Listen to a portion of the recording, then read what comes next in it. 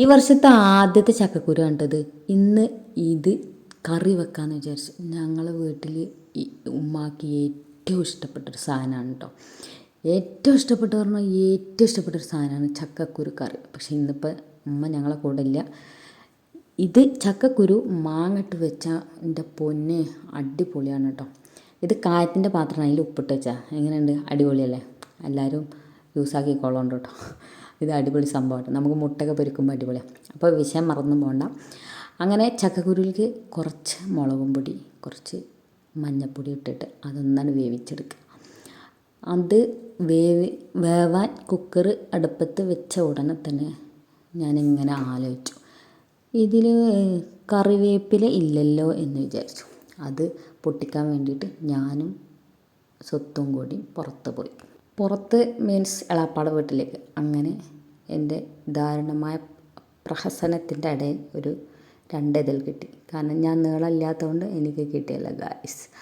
അങ്ങനെ 2 ഇതൾ കൊണ്ട് ഞാൻ വീട്ടിലേക്ക് മടങ്ങി. അങ്ങനെ ഞാൻ വന്നപ്പോഴേക്കും ചക്കക്കുരു പൊടി വെന്ത് അടിപൊളിയായിട്ടുണ്ട്. അപ്പോൾ ഉമ്മ പറയണ മാതിരി നന്നായിട്ട് ആ കുക്കറിൽ ഇട്ടിട്ട് ഒന്നാണ് ഉടച്ചാണ് എടുക്കുക. അപ്പോൾ ഈ ഒരു പരുവത്തിലാണ് കിട്ടും.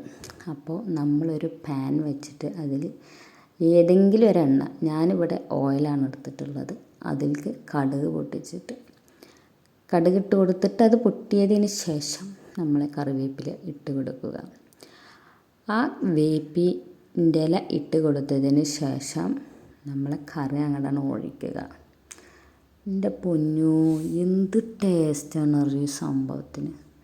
ഭയങ്കര രസമാണ്. കറിവേപ്പില എന്താ പൊട്ടി കഴിയാത്തത്. അങ്ങനെ ആ കറിയാണ് ഒഴിച്ച് കൊടുത്തതിന് ശേഷം അത് നന്നായിട്ട് ഇളക്കി കൊടുത്താണ്ടല്ലോ. പക്ഷേ ഇതിൻ്റെ ഇടയിൽ ഞാൻ പുളി ചേർത്തിട്ടുണ്ടായിരുന്നു, അത് ഞാൻ കാണിക്കാൻ മറന്നുപോയി.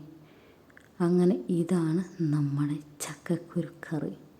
എൻ്റെ പൊന്നെ അടിപൊളിയാണ് കേട്ടോ. അത് കുറച്ച് മാന്തളും പൊരിച്ചതും നമ്മളെ മത്തൻ കൂട്ടാൻ 2 പപ്പടം കൂടി ഉണ്ട്. അടിപൊളിയായിരുന്നു. മടി കാരണം പൊരിച്ചില്ല. ഒരു പൊന്നും അടിപൊളിയാണ് കേട്ടോ. ഉണ്ടാക്കി വെക്കുക, കഴിക്കുക. വീഡിയോ ഇഷ്ടപ്പെട്ടാൽ ലൈക്ക് ചെയ്യുക, ഷെയർ ചെയ്യുക, സബ്സ്ക്രൈബ് ചെയ്യുക, കമൻ്റ് ഇടാൻ മറക്കരുത് കേട്ടോ. അപ്പോൾ ബായ്.